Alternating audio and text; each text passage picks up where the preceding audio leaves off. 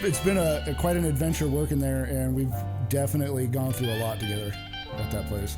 Well, it just sounds like you've gone through a lot since getting out. And I know a lot of guys who've gone out and they're just lost. Yeah. And they look at, I'm doing this job, I get fired. Can I get another job? I get fired. Then it's like, hey, all they see is failure after failure. And instead of looking at it more like, okay, I just learned this new skill for this many months or years. Now, how do I take that into the next thing? Right. Whether it turns into a career or not, it's like, hey, it's a new thing to put on the resume. It's a new skill you have. Whether you use it in your job or not, you can use it in life. Right. Well, being in the military there's no failure accepted. Yeah. And so you develop that mindset, and you're not allowed to fail. And so when something happens that looks like a failure, it's really hard to turn that into something positive. We're back with Whiskey Wednesday, joined with Greg Boling, spelled just like the game without the W. A veteran. Thanks for being here on our show, man. Appreciate it. Thank you. So Glad to be here. Before we dive too far into it, we have delicious homemade beverages from Justin. We're drinking some old fashioned with some homemade bitters. Clear the mic. We are drinking Buffalo Trace, but I want to fill a little bit because we got this glass here that honors the fallen, since we've had so many veterans and want to continue having veterans on the show. So we always pour a little bit. We cheers. Then you and I can have a little sip in their honor. How's that sound? Sounds fantastic. Yeah. They might be a little thirsty. They've earned it, All right.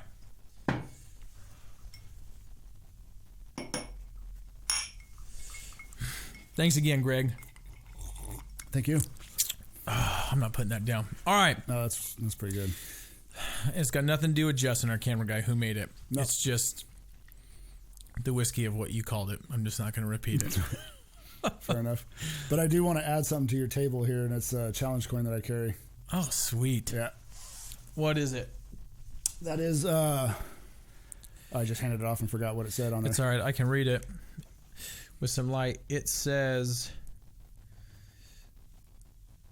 gosh, dude, I feel like I'm old and need freaking glasses. Carpe Noctum. Yeah, Carpe Noctum. Yeah. Thank you. Mm-hmm. I know Justin said thank you, kind of shared with us. Thank you for giving it to us. You're going to have to get a coin rack going. We are. We're going to leave that coin right there with that glass and make it a permanent part of the set here on Whiskey Wednesday. Fantastic.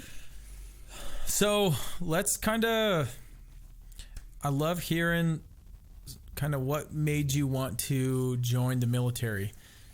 Being a Marine, former Marine, once a Marine, always a Marine. That's right. So still being a Marine, was it the fact that you enjoyed eating crayons young and they absolutely promised you like the 56 Crayola pack, or? No, it was the big party pack. Yeah, bigger. That was my enlistment bonus.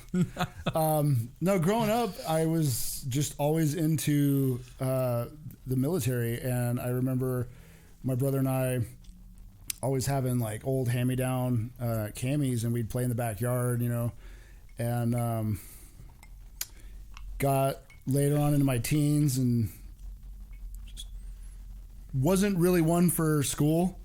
And I always figured I'd go into the military, and I ended up taking a wrong turn, got in some trouble, and I had a real authority problem.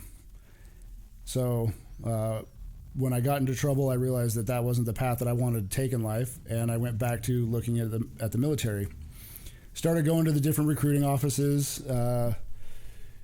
When I went into the Army recruiting office, he felt like a used car salesman. Just like the smile and nod kind of situation, and I just wasn't having it. My mom wanted me to go into the Air Force or the Navy because both my grandparents, my grandfathers, one was Navy, one was Air Force. Really wasn't feeling it.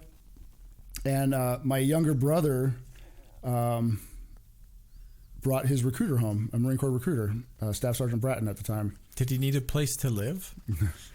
They brought him home to meet my mom because my brother was still in high school, and had to have parental permission to get into the delayed entry program. And so I started talking to him one night, and I said, hey, you know, I was always thinking about the military, and he goes, well, let me ask you a couple questions. How old were you at this point? 20. Okay. 19. Later, not a guy right out of high school, just like graduate to boot camp. Yeah. You waited a little bit. Yeah, I was screwing around, doing dumb shit. All right. So that night he says, let me ask you some questions. And he said, you have a high school diploma? I said, no. He goes, you got a GED? I said, no. I quit high school. We'll take ya. I quit high school to start working. The high school BS wasn't my thing. And so he's like, all right. And I was overweight. At the time, I think I was pushing like 290, 295. And just a little over. And like I said, I got in trouble and I had some fines and stuff. And he says, we don't want you. We won't take you. I was like, what the hell? He goes, you know, you got this, and this going on. We don't want you. And I remember seeing my mom out of the corner of my eye just drop her head because she knew right then and there. Yeah. Like, you tell me no. That's it. I dropped 100 pounds. I went, got my diploma, did GED, went and got my diploma. I did basically 3.5 years worth of high school in 2 weeks, graduated with a B+ average, and I dropped 100 pounds. Wow. Went back in the recruiting office and said, now what? How long was the weight drop? About 9-10 months. That's pretty freaking good, man. So I was doing work project to help with the fines. If I did that, they would lower the fines. And my mom worked downtown, so she'd drop me off. I'd ride my bike over to her office, get a ride home, change, and ride my bike to work. And so I was riding my bike probably 15, 20 miles a day. And every morning I'd get up, and my mom actually went online and printed Cadence. And she would ride her bike in the morning and make me sing Cadence, and I would run miles. Dude, hats off to moms, man. Yeah. She's determined to help you. Yep. So, he told me no, and I said, watch it. And then 9 months later, then I ended up giving him a nervous twitch, so I kind of feel bad about that because it was the delayed entry program at the time was about a year to ship, and I was like, I'm not waiting a year. And so I'd call him every day, like 3-4 times a day, any open slots. Yeah. And he ended up, every time he'd see my name pop up on the thing, or I'd go into the office, his eye would start twitching. So, yeah, I was determined. Nice. Yep. I like a good enlistment story. Some guys are just like, you know, that's just like grandpa did it, dad did it. That's what I wanted to do. I enlisted late too. I think I turned 23 right at the start of tech school. And I was like this kind of the same thing. Like I wanted to do, I think I pitched the Marines first. I was newly married and I hated my job. And I pitched to my wife, said, I hate my job. I want out. I want to go into law enforcement. I'm getting denied everywhere, so I'm going to go into the military. She's like, okay, what do you want to do? I'm going to go. My buddy just got back on leave. He's in the Marines. Like, he talked to me about it. That sounds great. That's what I want to do. Absolutely not. I was like, okay. So then I knew, I was like, I'm going to have to probably convince my wife that the military is a good idea, so I have to choose wisely. So I did a bunch of research into the Army. I came back with a couple of different jobs that I would want to do that were so fun that maybe I could sell to her, and she was like, absolutely not. In her head, in Marines, you deploy all the time. In the Army, you deploy all the time, and you're not coming home. Couldn't get that out of her head. So grew up as a swimmer. I was on swim teams and stuff, so I was like, hey, the Navy's got a rescue diver program. I think that'd be awesome to try and get into. And she was like, yeah, no, you're not doing that either. I was like, but we would probably be by the ocean. Yeah, couldn't sell that one at all. So I was like, fine. I went in and I started researching the Air Force. I wish I did more research before I pitched this to her. But I was like, okay, what's their like cop job in the Air Force? Security forces, okay. Say, hey, I want to be in law enforcement anyways. Like, what if I did 4 years in the Air Force? Before you say anything, like, they send the Marines out first. They send the Army out first. And then if they need anything, like, comfort-wise, they send the Air Force. And she was like, okay. I was like, oh, my God. And I was like, I don't care what I'm in. I need to leave my job So I went up, same thing. I already knew where I was going. The Army recruiter pokes his head out the door. Hey, you want to enlist? No, I already like cleared it with the wife. I can't go over there. I'm in here. Right. Go in, overweight. I think I was like 250, and they're like, you have to be 206 to get in. And then everything else was fine. So I was like, okay, I'll see you in 30 days. And I went home and just like ate no food and worked out for 30 days. And then came back 30 days later. The recruiter was like, holy, are you serious? Like, yeah, I was 197 and I enlisted. And then the rest is history. I wish I did a little bit more to pick a different job, and they tried to talk me out of doing security forces. Sometimes I wish I listened. Sometimes, with the friends and family I developed in there, I'm like, no, it's worth it. I never understood the weight restrictions in the military. I mean, I understand that they have like a type that they want. Yeah. But I looked like an alien at 197. Yeah. When I got out of boot camp, man, I was skinny, big ass head. I looked like an alien. At 197 on me was the weakest really that I'd ever been. Yeah. As soon as I got to the fleet, I started working out with my roommate Murphy, and I hit 225 like overnight. I was 225, right around 12%, 15%. I was strong as hell, and they were like, no, you need to be 203 or less for your height. Yeah. I'm like, man, I remember, how they, you going for your PT tests, and they would do the like waist measurement was a part of it.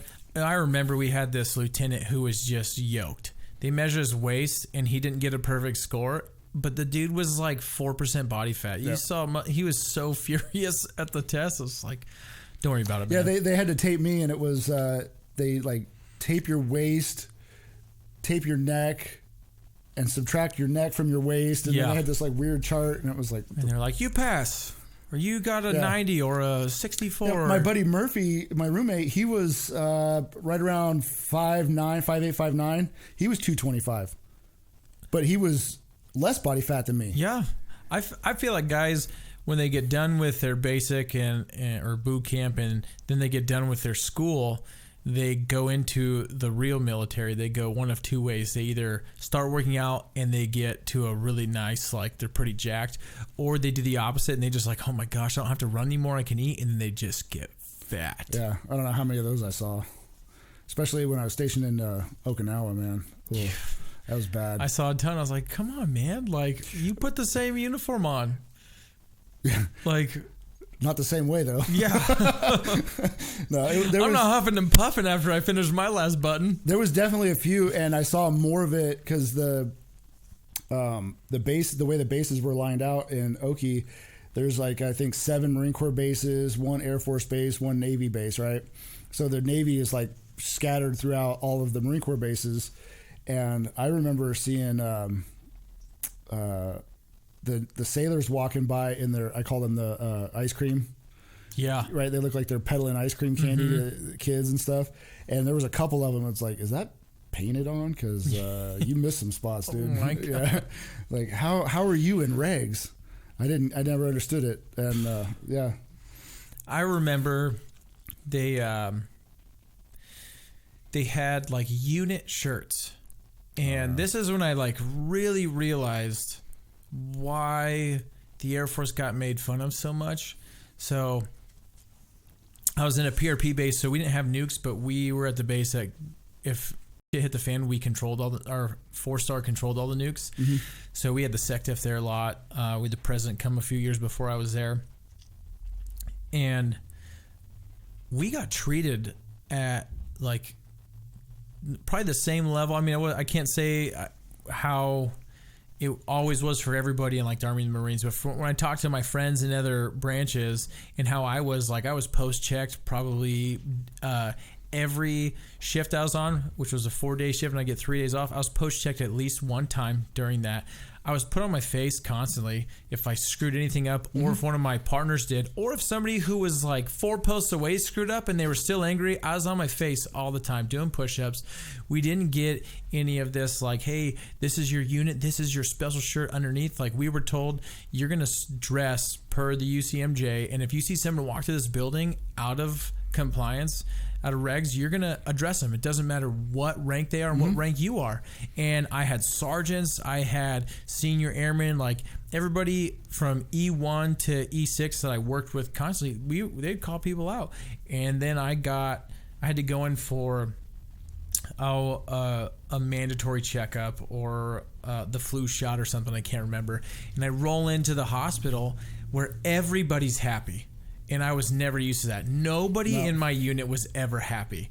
We were just like, hey, we're going to get through this shit together and somehow figure out how to have fun picking each other's noses. And then I go over to the hospital wing and I'm like, oh my gosh, this is where I should have asked to enlist. Right. They're having a blast, calling everybody by their first name, whether they were a brigadier general or E1. I was like, this is insane. And then I walk up and I'm like, you have a bright blue shirt on underneath your blouse.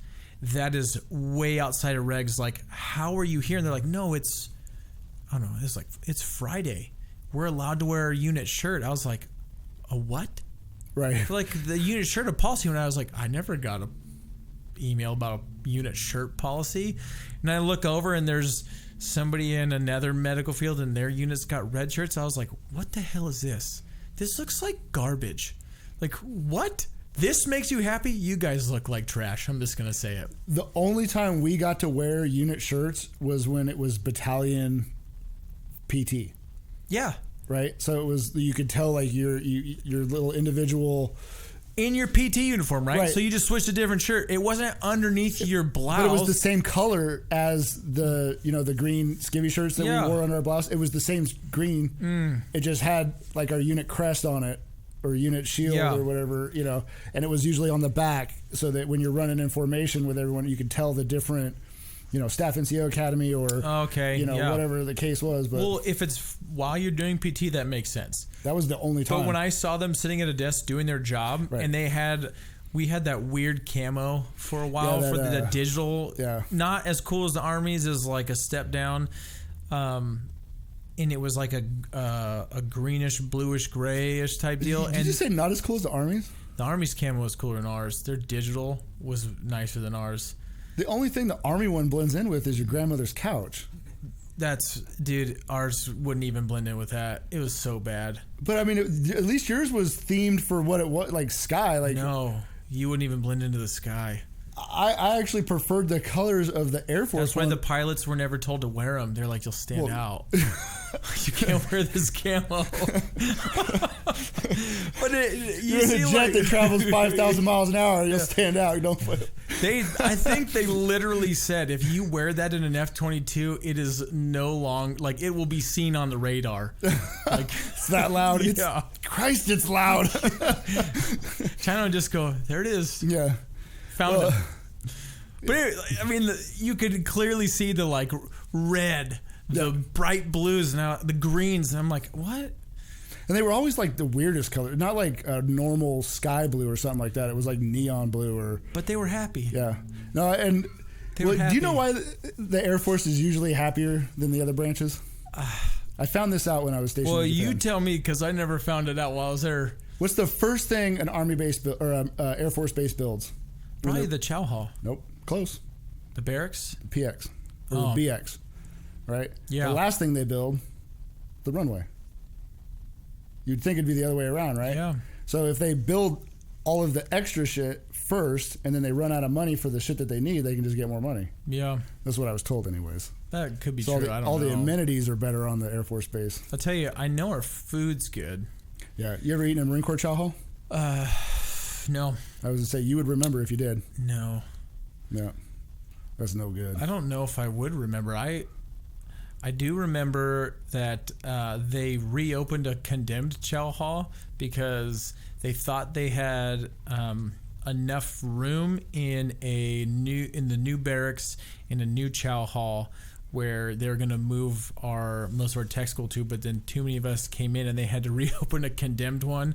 So I was in there with I'm saying it's like it's horrible. It's probably still better than what you saw, Yeah, that's like Gordon Ramsay mold level. everywhere, like leaks into the ceilings and stuff. And then we would go into the chow hall and there's cockroaches everywhere, but the omelets were on point. And the cockroaches, that's just extra protein. That's what I'd And the mold, that just makes, actually flavored cheese, because the cheese that we had on our food was not. No, there wasn't mold on the food. There's just mold on our ceilings and you stuff. Just scrape it off, put it in your cheese. Yeah, I didn't care. Yeah. It was, I had a blast. Every time I got to eat at the Air Force Base, man, that was like, eating at Gordon Ramsay's restaurant or something like that. Man, that was the best. So that everybody talked about our chow halls being so good. The best chow hall I ate while I was in was when we would do some of our training down at Medina, where they would do a lot of the like spec ops guys.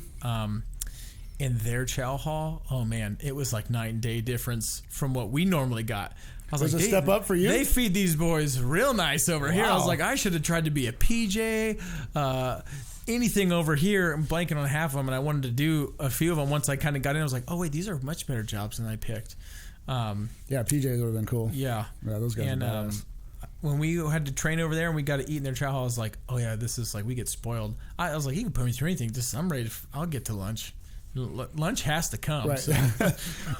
That's the light at the end of the tunnel is the chow hall. Yeah, and if they miss lunch, it's like, well, then they're definitely feeding us dinner. So I was like, we'll get it. Like, I ain't worried about it. No, the food in the Corps, man. Like, I actually, especially when we did field ops, and so when I was in Japan, I was with the Staff NCO Academy. We taught sergeants, staff sergeants, and how to be better NCOs. And so being permanent personnel, I'd have to go out and run support, take the belt feds out, do classes on crew serves. And the last day of their 3 or 5 day course, they would bring hot chow out. I would rather eat an MRE than eat the hot chow. Like, that was gross. I mean, go shave me some of the lugs off the Humvee tire and let me chew on that for a little bit. Yeah. The hot chow, the I guess you could call them scrambled eggs. They look like scrambled eggs. But it's probably those things that just, that bag they fill with a little bit of water, shake it up, throw it on a skillet, and it's done. It felt and tasted like 3-month-old stale bread with some yellow food coloring in it and some water to kind of make it chewable. Like, the hot chow was gross. I wouldn't even drink the coffee. I drink some coffee. Oh yeah, sometimes you just have to. Yeah, I couldn't do that. Ugh. I'd take that was bad then. That's. I take the MRE coffee and put it in the what is it, the pudding that would come in the MREs or whatever, and I'd make that. You get the nice MRE with the pudding? And I'd eat the coffee grinds out of that before I drink the hot chow coffee. Tell you what, there's some of those MREs, man. I was like how you knew which one to get, because everybody kind of had they liked something different, and sometimes you matched up, but you always knew what was good in the other ones and what you knew you could trade for. Yep. See, I was always really good about being the field chef with my MREs. Yeah. So we never got to pick them. It was, the 5-ton would show up, MRE cases on the back, dudes just hucking them. Yeah. If it's a 3-day thing or a 5-day, you'd get X number of MREs. So as soon as I had any time, I'd tear mine apart and I would start bundling them up. So if I had, the chili mac and the jalapeno spread out of whatever, I'd start putting together meals, and then I'd make my own stuff out of them and go that route. Smart. Oh yeah, because some of those MREs, like the vegetarian one, yeah, they we didn't get a pick. I shouldn't have said that, and now everybody's going to be like, no, the Air Force definitely picked. Yeah, no, they would do the same. They'd shuffle out. We would trade if we had time, but God, if you got stuck with that vegetarian one, you weren't trading anything. Did you ever hear the rumor about the charms in the field? No. Do you remember the charms in the MRE? They're square lifesavers. No, never had them. Oh, so the MREs we got, they had these little packets of charms, and they were just literally square lifesavers, right? The hard candies. Mm-hmm. And I'm down at Pendleton in Southern California. It never rains down there, right? So we're out doing this field op, and all of a sudden it starts raining. And I hear some Marine, "What dumbass ate the charms?" And I'm like, what the hell? What does that have to do with the rain? Everyone's getting miserable and shit. And some Marine, I did. So there was a rumor that if you ate the charms in the field, it would rain on you. Every time it rained in any field op, someone would yell, "Who ate the charms?" And someone had always eaten the charms. That's hilarious. Now, I can't say that that's the case when I was in Japan because it would rain out of nowhere. All the time? But sure enough, every time it rained, someone had eaten the charms. So I don't know if there's any truth to it, but well, there's truth that Marines really don't learn. Oh hell no! We used to do the dumbest in the field, dude. They give you cigarettes in your MREs? Nope. Yeah, they took those out of ours too. Matches. They didn't even give us those. Oh, they gave us matches. I can't believe they do that. You learned some crazy shit with the MREs. How long were you in? 4 years. I threw a fit, and got out. Because my brother went in before me. He did 2 tours in Iraq. Ended up with 6 concussions, I believe, in one of his tours. His last tour actually went over his end of active service date, and he said he gets back, gets out, and he's 70% right out of the gate. He had soft tissue bruising behind his eye. He had this mysterious rash that would show up and cover like half his body, and then it would disappear. Yeah. All kinds of other shit, right? So they tried to recall him for a 3rd tour. Well, anything over 30%, they're not supposed to be able to do that. Well, I had volunteered 3 times for a combat zone and never got him. So at that time, I was about a year from being out, and I'm like, I'm done. Yeah. I'm, good to go, so to speak, and he's out and disabled, and you're not taking me. No, you obviously don't want me, so I'm out. Yeah. So. Dang. I regret it, but don't regret it, so. Yeah, I did 4, but I only planned for 4. I'll tell you, maybe because you complained and threw your fit, they definitely tried to keep me in. Like, I got offered to go be sent to some really nice bases, and I was like, no. So my unit, I was with 3rd Marine Air Wing, and my S4 captain, she tried really hard to keep me. She gave me a super high 1 alpha reenlistment code, which is like the highest you could get, or however that works. Yeah.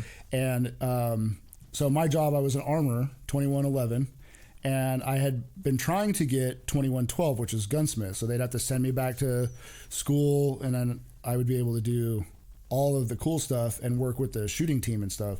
So she offered me that, but you were just done. I was done. Like 3 times that. for a combat zone and didn't get it. Yeah. Like I didn't join the Marine Corps to sit in a tropical duty station. Yeah. So I was at Offutt Air Force Base out in Nebraska, and it was either work in the airfield and guard planes, be lucky enough to be put onto patrol in patrol-based housing and do the law enforcement stuff, work on a gate, or work up at STRATCOM, United States Strategic Command Center, which arguably 3rd most important building in the world because it's White House, Pentagon, and then the places that launches all the nukes when we're going to World War III. And I was like, well, how do you get up there? Because it sounds like I don't want to watch planes all day. It sounds like it's going to take a while before you get to patrol, and I don't really want to work a gate. So I had to apply, go through an interview process, and like right when I got there were spots open.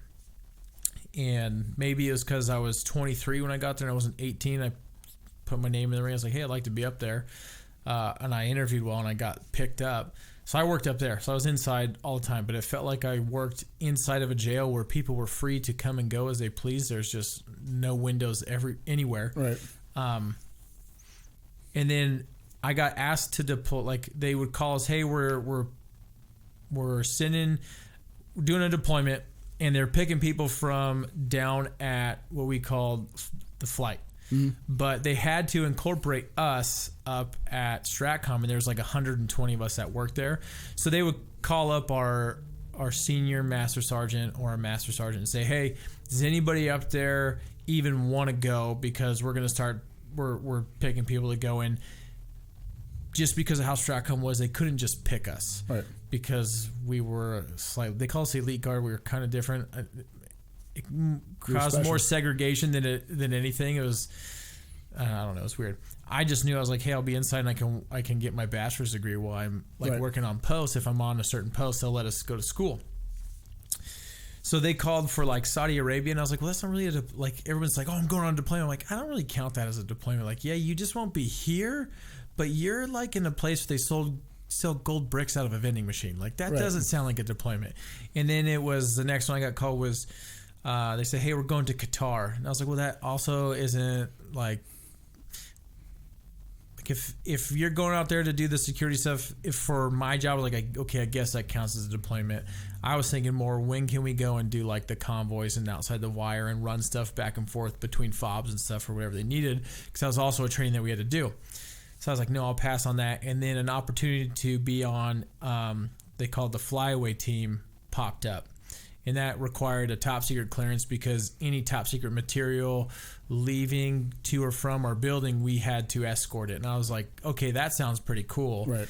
And so I put in for that. And then the team who was already on it says yes or no. So I was like, okay, that sounds even cooler.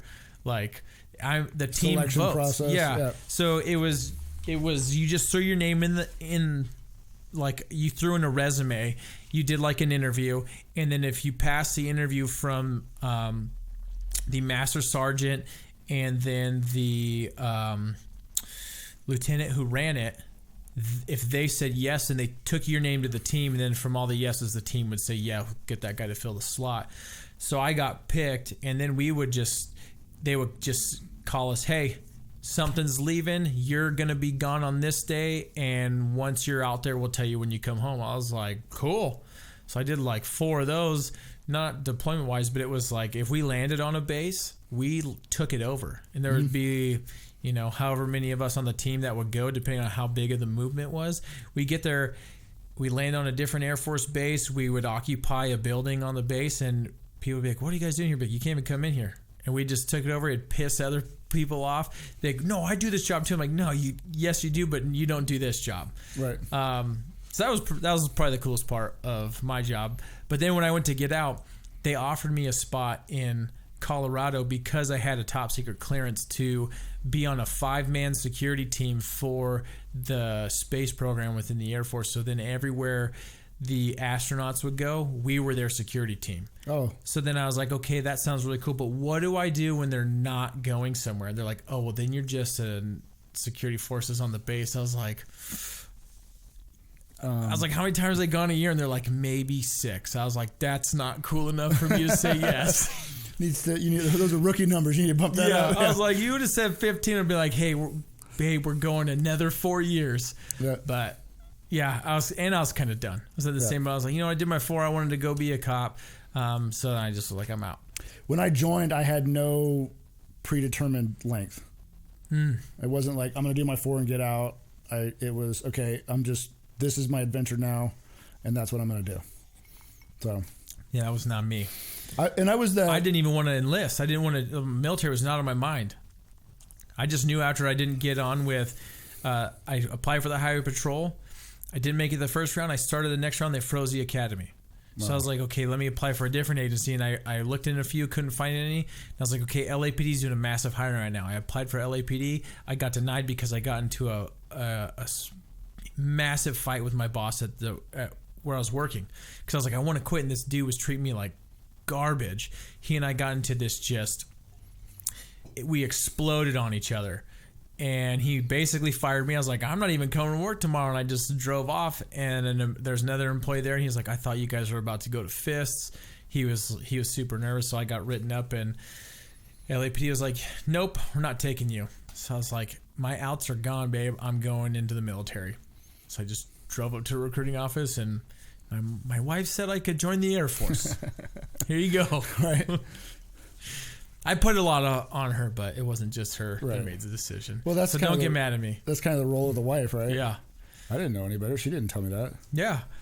She's got to help me make smart decisions. I'll make some dumb ones. I tell my wife all the time, I'm a child with adult money, so it's your job to keep me out of trouble. She does a great job. Dude, I'm gonna refill a little bit. Oh, can I crank my neck hard? Don't do that. Yeah, I kind of blew that out a little while ago, and I'm still suffering from it. Big time. All right, you brought this in too. Yeah. What do we got here? Some Blantons, huh? You need a little bit more? Yeah, I'll take a splash. We don't do splashes here.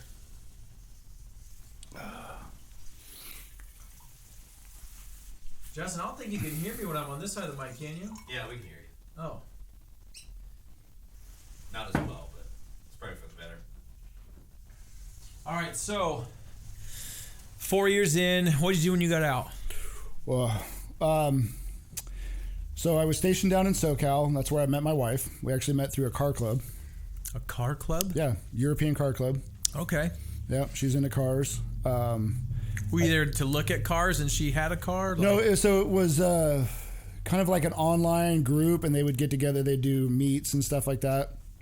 And I had a little Volkswagen Jetta at the time to commute up to NorCal, where I'm from originally, right? So I knew about these clubs, and I started finding them, and I started messaging people to meet new people. Yeah. I was new to the base, new to the area, and I didn't know shit about SoCal. And she was actually the only person that wasn't a total dick to me. And so one night she's like, hey, I'm going to go to this beach and walk my mom's dog and hang out. You want to meet up? And I was like, yeah, sure. So like, of course I do. We hung out. We hung out for 6 something hours, like early morning. It's like 3 o'clock in the morning. We ended up at a Denny's. Weird people coming in and out of there. We were like people watching. Let me shit. tell you something about Denny's. Doesn't matter what time of day you go, there are weird people coming in and out of a Denny's in California. I can't speak to This other is states. Orange County too. Like a Denny's, it doesn't matter where you are.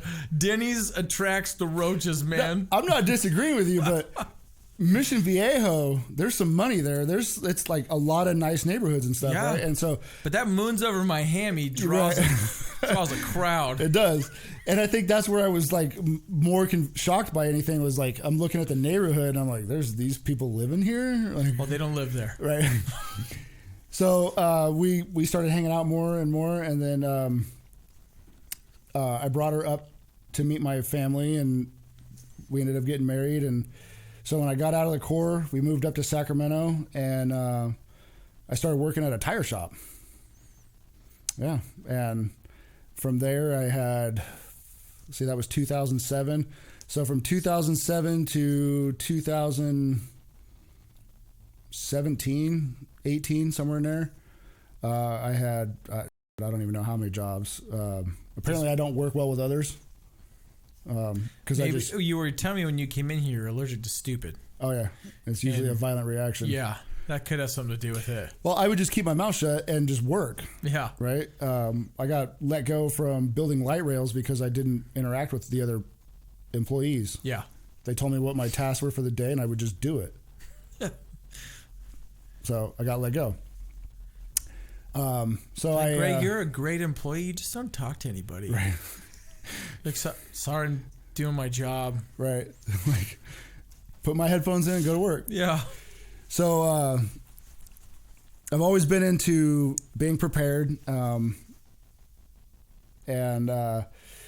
my buddy tells me, he goes, hey, there's a new EDC shop opening up. And I was like, really?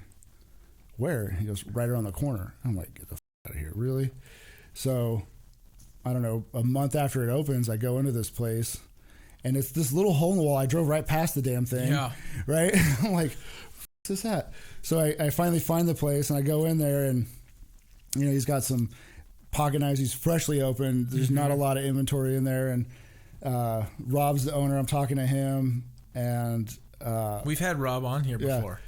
So I go home, and the wife's like, what'd you think of the place? I'm like, it's pretty cool. It's really chill. And at the time I wasn't working, and I was meeting my other buddy who's actually he's a pretty crazy guy. He was a Vietnam veteran and didn't get enough, so he joined the Army, did Army boats in Iraq in 2006. Right? He lived 6 streets up, so there's a Starbucks in between us, and I'd meet him at the Starbucks every day, and I was like, I got to do more. I got to do something. I got to. Yeah. So I kept going back to. So you're horrible at meeting people and maintaining relationships at work, but you try really hard to go out of your way to meet people. Yeah. Good for you. Got to get out of your comfort zone, right? Yeah. So I kept going back to EDC, and it ended up being that I was going in there every day. Just every day. And one day Rob's like, I got to run an errand real quick. Can you watch the shop? Yeah, sure. So I'm standing behind the counter. He goes, does his errands, comes back, 45 minutes later, whatever it was. And he's like, nothing burned down. I was like, yeah, I sold this, this, and this. And he's like, cool. Quick, I'll go run another errand. So I just kept coming in. And then I just started working. I didn't even ask him. Right? I just started working, and he's like, I can't pay you. I'm like, no, that's fine. It's all good. I got nothing else to do. Okay, right? You're kind of cool, Rob. I'll hang out. So I started doing sharpenings, and I didn't know anything about titanium anodizing. I didn't know anything. I've always been very mechanical. Yeah. So I knew how to take stuff apart and put it back together properly, and I could sharpen. Hence being an armorer. Right? And so I just started doing that. I'm like, hey, let's offer sharpening services. Let's do this. And he's like, all right. I know you're not paying me, but let's offer these things to our customers. Yeah. And so he was like, cool. And we worked very well together. We're like two halves of the same brain. And very true. We get along very well. He can put up with my shit. So I worked there for like a year without being paid. And the wife didn't care. She's like, you're happy. You're not driving me crazy. Get out of here. Right. And when you say working there, were you there at like opening to closing? Or were you just stroll in kind of when you want and then work for several hours and then go home? No, I was there. Like, shop opens at 10. I was there at 9:30 every day. Dang. You were committed. Just if you want to hear the other side of the story, our listeners can go listen to the Rob episode, and he tells it from his perspective, which is kind of funny too. The other side of the brain. Yeah. Yeah. So yeah, that's really, kind of how it went down. And then, it's just been a great work relationship and friendship ever since. That's awesome. Yeah. I want to backtrack a little bit because I didn't even ask, when you got out of the military, I'm assuming it was an honorable discharge, but I also know you're disabled. So did your disability lead you out of the military ultimately, or was it just I went out and then through the process of exiting and going through with doctors, you found out how ruined you were? Honorable discharge. Started working at the tire shop, and I've always been mechanical. So I was like, you know what, I'm going to go to a trade school. So I started going to Wyotech, and I was going to get certified to be a mechanic. And as I'm going through the school, I realized that I wasn't feeling right. Like I felt like a truck hit me. Yeah. After class, right? And I'm like, what is going on? And I had put in my disability packet as soon as I got out, like you're supposed to. And what year did you get out? 2007. Yeah, so that was before like Obama did his like one thing where he's like, on exit you have to go through tabs or an exit program to where you have to see a doctor. You had a year to file your claim from date of discharge, and then it was just kind of like you put your claim in and then hope the VA does its job and something happens. So I was 30%, and they found a couple things, right? It was nothing major. And then I started noticing I was losing feeling in the left side of my body. I was getting shooting pains throughout my body, and I was getting angry all the time. And so I started going back to the VA, and my veteran service officer, and he started helping me and setting up appointments. Started doing x-rays, and they realized that I had 7 vertebrae that were messed up in my back. And so started fighting that, and and then so that kept me out of the mechanical field, and so that really kind of like killed my plans. And so I just did what I could job wise, worked there as long as I could until someone got tired of my and on they're to the next like, one. Greg, you went, I know. Here's the door. Yep. Have a good one. Yep. So that's really kind of how it went. It was just, I'm going to do this, and the wife's like, yep. And so actually, one of them was really funny. At my first real retail job, I got actually the day my son was born. And so I'm at the hospital with my wife, and my buddy Levi shows up, and I just look like hammered. Right, I'd been in the hospital with her. My back's fucked up. And so he comes, and he's like, I'm gonna take him home, get him a shower, get him cleaned up. She's like, get him the fuck. So we're driving back to my apartment, and he goes, let's make a quick stop in here. So I'm like, stop where? He goes, let's stop in the gun shop. Right, let's just take a look at some guns. Let's get your mind off. I like that. That's a good friend. Right. So we go in, and we're walking around, and it's on the opposite side of the block of my apartment, right? I mean, I could throw a rock over the fence and essentially hit this place, right? So I knew all the guys in there, and the AR guy wasn't in there. And I was like, hey, what happened to, I can't remember, I think it was Tom or something like that. And the manager's like, oh, he quit. And Levi goes, you need an AR guy? And they're like, yeah. And he looks at me, and they kind of look at me, and he goes, yeah, no, he's an AR guy. He that's what he did in the military. They're like, you got a resume? And he goes, he'll be right back. He's like, this dude's 6'6", like retard strong, like almost picks me up, throws me in his truck, gets me home. He's like, get in the shower. Where's your resume? So he's digging through my stuff, grabs my resume while I'm in the shower, drives me back. We go in, and the manager's like, all right, come here. So he takes me over to the AR section, hands me a lower, says, here's all the parts you need. Build an AR. Let me know when you're done. And he starts walking off. Levi's like, don't go far. Slap an AR together, function check it, showed it to him, and he was like, when can you start? Thought it just did. Right? And I was like, well, my kid's literally just born. I'm on my way back to the hospital, so can you give me a week? And they're like, yeah, fine. So I go back to the hospital, and I'm like, babe, I just got a job at a gun shop. She's like, a store? I go, yeah. She's like retail, like you're gonna have to talk to people? Yeah. She's like, I don't know if that's a good idea. And I was like, what the You're like, see the things I do when you're not around? I didn't think about it, talking to people. Right? Again, a child with adult money. Come on now. So it actually Levi's fault. Right. So she looks at she looks at Levi, and he's like, well, I thought it was a good idea to take this. So I ended up working there for a year, and then me leaving that spot wasn't actually my fault. It was a family-owned business, and the family split, and it was just all kinds of. You split because of your anger? Oh yeah. Yeah. So that was my first real retail job, and it actually shocked myself and my wife on how well I did there. How long did you stay at that one? A year. Nice. Yeah. It's a good amount of time. How long have you been now at EDC? Counting your unpaid internship. I like that. About 6 years. Oh, wow. Yeah. Yeah, Rob speaks super highly of you. I don't know why. Well, you know. Because he's a good friend. Yes. He's not gonna speak out of turn in public. Yeah. Behind closed doors, I don't know what he says to your face, but yeah. outside he's like, Greg, great. Get him about 4 or 5 those 4 packs of Maui coconut porter. He might sing a different tune. Yeah. No, it's been quite an adventure working there, and we've definitely gone through a lot together at that place.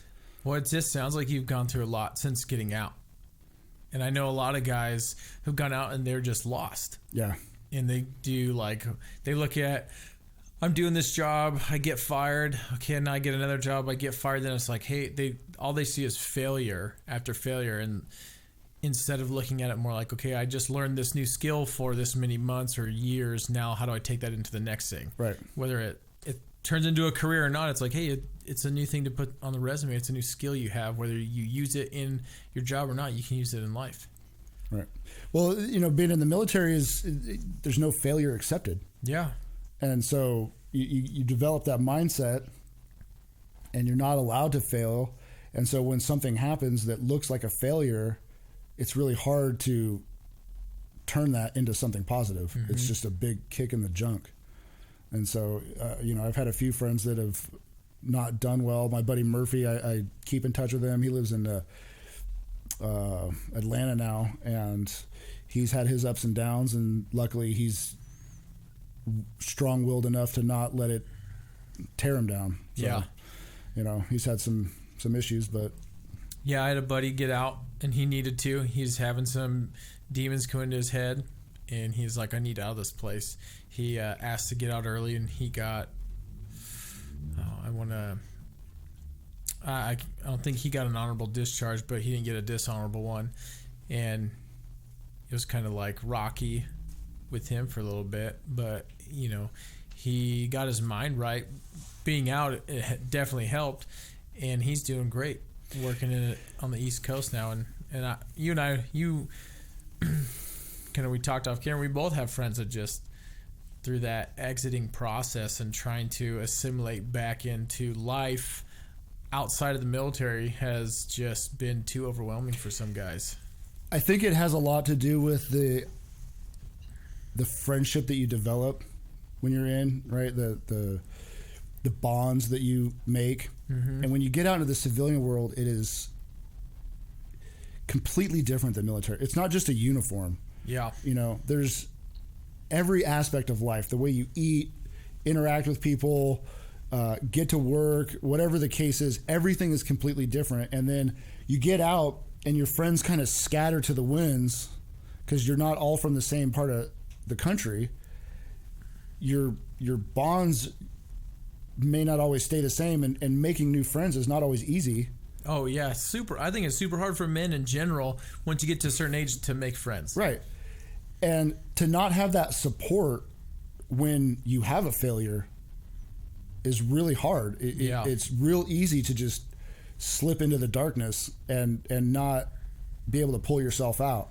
Yeah. And, you know, thankfully my wife is very understanding and is very supportive, and I was able to make those friends over again and have very strong friendships that can see when I'm suffering and when I'm having issues, and my wife can see it, and she's like, Eugene, take Greg fishing. Yeah. Because, you know, sometimes that's what I need. Or Levi, go to the races with Greg. Were these new friends, or did you reconnect with guys from the military? No, they're new friends. Okay. Yeah, all of my friends from the military are all from back east and stuff, so I don't really have any, other than my buddy Roy, who I met, you know, I don't really have any military friends. My buddy Kevin, he actually joined the military after we met, but he was medically discharged, and so he didn't get to spend a lot of time in the Army, but he understands it, and he grew up in a military family, so you know, I have that. But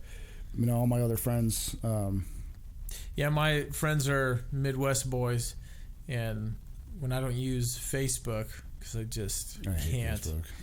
I use it to buy things, and that's it, but I don't talk to, if anybody writes me anything, I don't talk on it. I'm like, dude, this is like a Craigslist to me, and that's nothing else. This is poison. So it sucked, but when my buddy Gabe committed suicide, it kind of reconnected a group of us, and one of my buddies who I was really close with, as me, him, and Gabe worked out a lot, he and I went to his funeral, and that reconnected him and I, and so he and I kind of keep in touch with each other a few times a month. But then I had two other buddies, Donnie and Kurtz, who I went through everything but basic with those guys, and the three of us now, it's like once a month, hey, how you guys do? How you doing mentally this month? Like, what's going on with your family? How are things going? We're just reconnected because we all knew each other. We knew our wives. We knew our kids. Like, and it's crazy being out. Like, I had just a daughter when I was in, and so now it's like, oh yeah, I have 3 kids, and they're like, this is insane, man. And then they have more kids, or their kids are now giants. Right. So that part is cool, but it does suck. And it's amazing what a phone call will do. I know. Jeez, just, man. You know, a 20-minute phone call with someone. Don't text. It's just pick it up. I hate texting. I text people if I don't want to talk to them. Sometimes I'm like, just let me send this question out, and I'll get an answer, and I can respond when I want. You know, 45 minutes worth of text messages to have like a 3-minute conversation. Yeah. If I'm going into it knowing I want to have a conversation, I'm gonna call. Yeah. I'm not gonna be like, I'm just gonna do questions. Like, I can't stand it. So all of my new friends that I made after the military, you know, they'd text me and they'd get 2-3 word answers. Yeah. Don't text me. No, hey, movie Saturday, you know, like, so my buddy Kevin and I, he comes over, we do movies on Saturday nights, right? So he'll text me every Thursday. Movie Saturday? Let's do it. Like, that's the whole conversation, right? So then your wife's like, hey, what are you doing on Saturday? Seeing a movie? What are you seeing? Don't know yet. No, he comes over, you just barbecue or something like that, and then we sit through, look through all the movies, and, you know, pick something. But when I first started making these friends, and they'd be like, man, you don't text a whole lot. No, call me. Yeah, call me. Like 3-4 minutes on the phone, everything said, done. Or they would text me, and then I'd call them back. Because I hate texting. Yeah. No. So how are you doing now with all your disability? Better. I found a good chiropractor. That's helped a lot. the flip side of that coin is the VA only allows X number of visits in 6 months, and then it takes them 6 months to renew it. So I usually go 6 months without visits. Yeah. So that kind of sets me back. What we talked off camera, but what we have a similar injuries, which I find funny. So you and I didn't talk about what shirts we should wear. I was like, I'm going to wear my Gloctopus because I haven't worn this in a long time. Don't know what Greg's going to wear. And you show up in this brightly colored Hawaiian Star Wars shirt. And I'm like, Darth Vader is hidden amongst the bushes. That's right. Amongst the leaves, which is awesome. And I'm wearing this bright purple shirt with octopuses carrying Glocks all over it. I'm laughing. I'm sitting here. You're like, I got like 7 vertebrae in my back messed up. I'm like, I think I have like 10 right now screwed up. So what caused your injuries? So after boot camp is combat training if you're not going infantry field in the Marine Corps. So I was in combat training, and towards the end of it, I can't remember what they call it, but it's essentially a 3-day simulated combat course. 15-kilometer hike into the combat zone, 3 days worth of simulated combat, and then I think it's like a 3 or 5K hike out. The halfway point of the 15K is the top of a mountain called Ankle Breaker. I found out why they called it that. I didn't break my ankle, but it felt like it completely dislocated. It felt like the inside of my boot touched my calf. I landed on my ruck, and I barrel rolled about 70 yards down this mountain. Feeling my spine just... How steep was this? Oh, it's the mountains on Pendleton are no joke. Yeah, right. I've driven by them. Yeah, right. Yeah. So it was just picking up speed, right? And I think it was either a ditch or a boulder that stopped me at the end. So all I remember is going, oh, thunk, and just face full of dirt every, living up to the last 2 seconds, name, man. Just bowling down the hill. Yeah, just bowling down the hill. I got up and I really couldn't put any weight on my ankle, and there's no like quit. There's no, are you injured? Do you need a Band-Aid? Right? It's like, no, there is. They do a test in the Air Force. All right, so they pick me up. I get up, kind of do one of these things, and all right, let's go. And I finish the 15K, do the 3-day combat, dig in, foxholes and all that fun jazz, do the hike out, and then they're like, anyone injured, da-da-da-da, and I'm like, I think I am.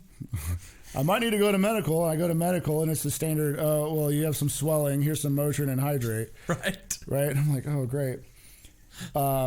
So I finished that up. I go to my MOS school, which is in Maryland, and that was 4 months. I get to the unit in Japan, and I'm working in the armory, and I'm like, something don't feel right. I'm a little stiff today, or something's pinchy today, and every once in a while I'd go into medical, and it was you just got some inflammation. That's what it was, not swelling. Yeah, inflammation. that's why they give you They call it inflammation. They just hand you Motrin. Yeah, it's the key words. So I didn't think anything of it. I thought, it's just a hard life. It's quit complaining, do your shit, and get on with it. Well, no, I jacked my back up. Yeah. So yeah, it's good times. Just walking around, full pain. Jeez. Yeah, I didn't fall down a hill. We were doing, I think what was the final straw for my back was every year we had to do along with going to the range and shooting, we had to do sim rounds and do like a force on force, because if somebody's coming onto the base, it's usually going to be somebody going crazy who's in the military, or they're just like, we're going to come take your nukes or your buttons to launch the nukes. So we're doing a force on force thing, and we're doing bounding with a partner, and our sergeants are getting mad because it's pouring rain outside. Everybody's complaining. And I'm like, dude, this is to me the funnest part of the job. I love that part. Yeah. And I was like, why, take it seriously? And they're screaming at people because nobody's taking it seriously. And so I knew this range master, this sergeant. And he knew me. I was like, I love training. So I went hard every time. So I get part of this game, we're bounding, covering, cover, moving, set, all that stuff. And we're going. And so then it's, they were getting mad that when people were yelling reloading, that the person would just keep like frolicking to their cover and then gently get down and then lay fire. And I'm like, they're like, what would you do in real life if your cover is reloading and you're just in the open? They're like, you would either start firing your weapon or you would haul ass to your cover and you would get down. So after so many times of screaming at them, I'm like, these guys are pissed. Like, I'm just going to go do my normal thing and have fun and just give it everything I have.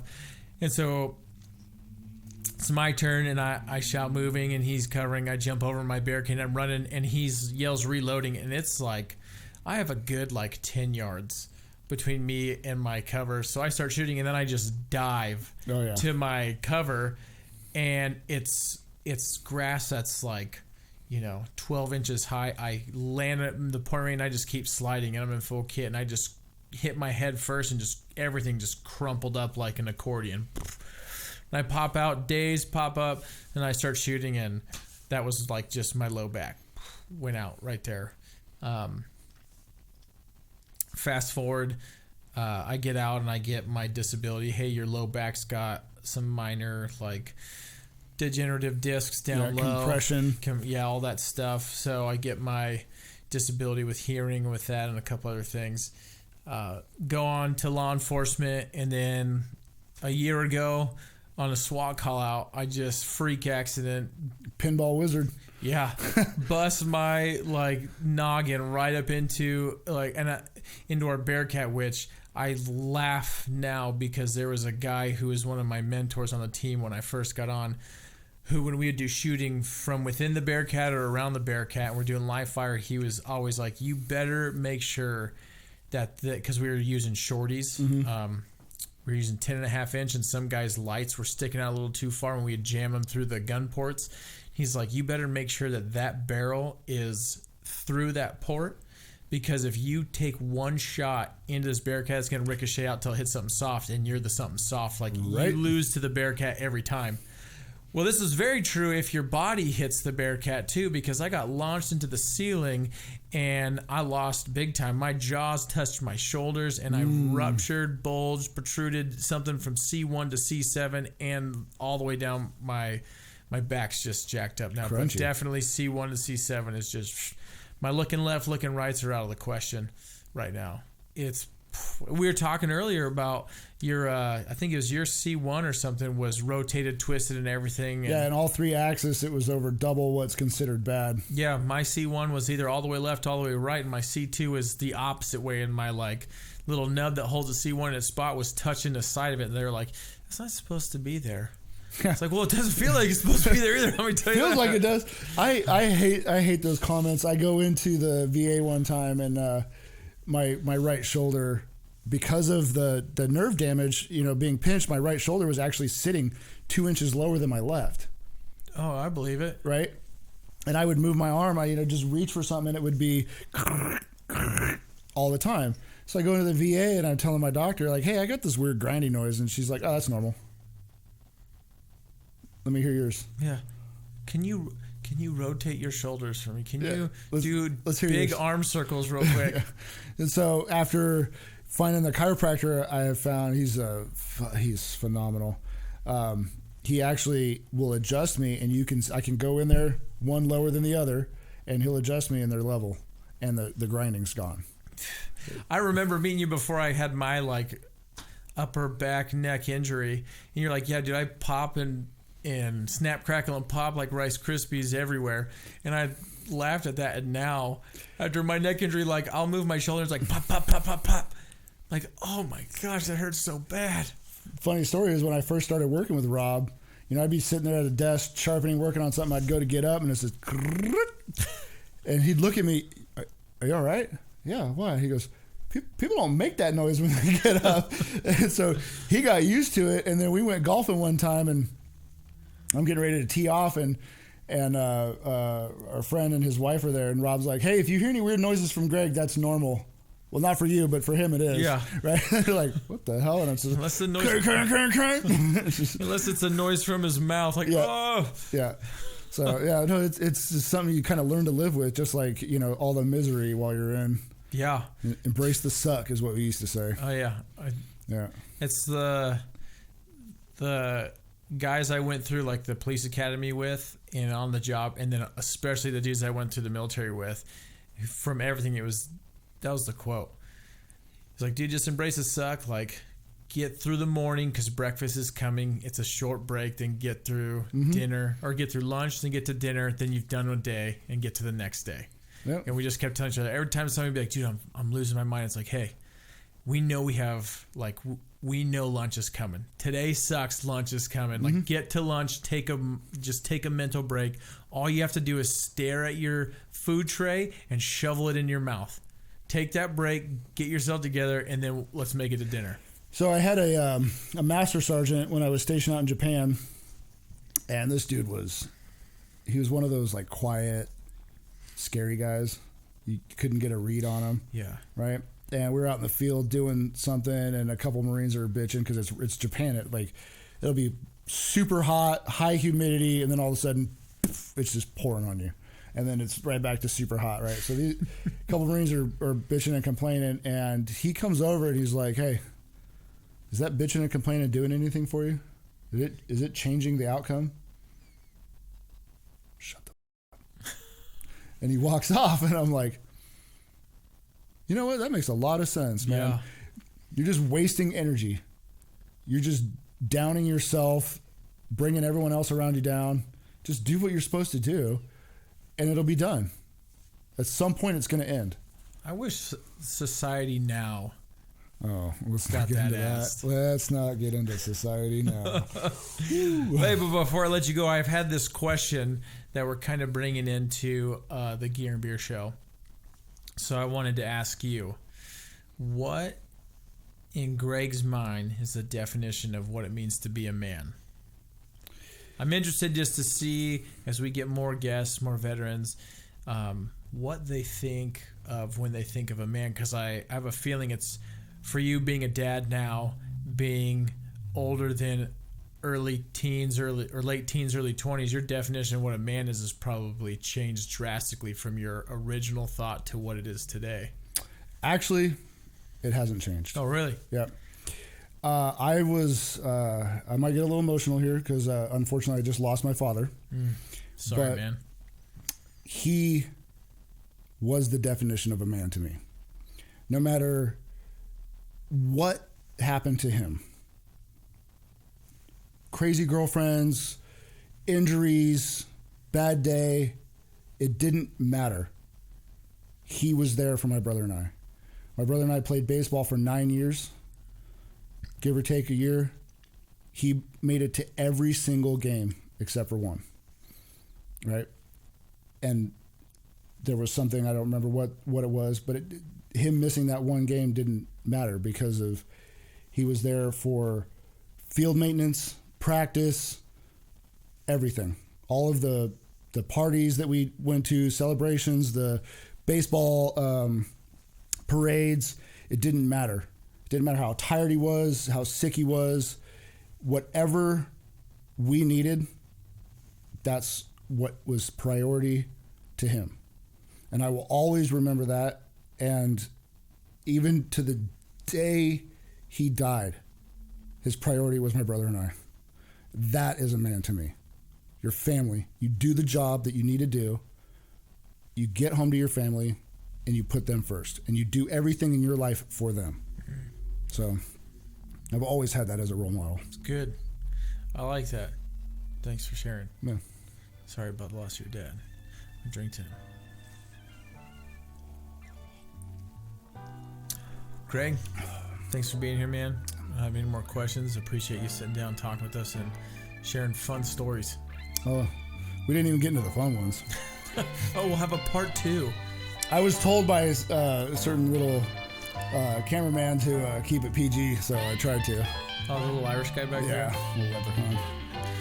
Maybe we'll start a Patreon account where we can do an off-colored episode or something. Well, you know, he was complaining about having to work, so, you know. Yeah. He doesn't like hitting the bleep button. Yeah. All he does back there is hit play anyways. It's just not hard. Cheers to you, man. Yeah, see you.